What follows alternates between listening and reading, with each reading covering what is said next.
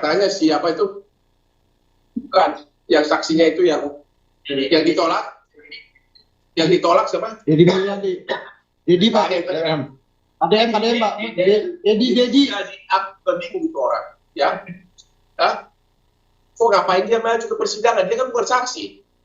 Sudah cukup lah, dia udah populer, mudah-mudahan cepat terpilih nanti ya, calon apa? Udah cukup lah kampanye, udah cukup lah Mas, ya. Udah selesai lah itu, janganlah terus-terusan itu berlanjut terus ya. Anda tidak memenuhi syarat sebagai saksi kok ya. Oke, kalau kalah populer, Anda masih kalah sama gue populernya. Ya.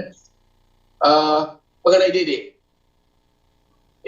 pasti bukan, Dede itu pasti pintar. Kuasa hukumnya juga pintar. Kalau Dede sampai datang ke pengadilan di perkara PK ini menyatakan bahwa dulu dia memberikan kesaksian palsu, artinya apa? Ini itu juga bisa dipenjara karena sumpah palsu. Ya, jadi mungkin itu dia sudah sadar, makanya dia tidak datang.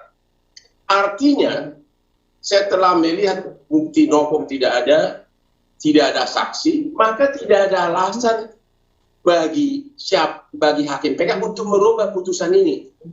Tidak ada alasan karena memang putusan ini bilang bagaimana bukti foto tidak mungkin mengalahkan dua. Ini ada dua visum sesudah bongkar mayat dibongkar dari kuburan, ada sebelumnya. Nggak mungkin bukti foto yang hanya gara-gara tubuh almarhum mulus bisa mengalahkan visum yang sudah menguraikan di mana-mana ada patah tulang, ada kerusakan benda tubuh, bahkan di bagian kemaluan dari almarhumah terdapat banyak air mani, ya, terdapat banyak air mani, ya.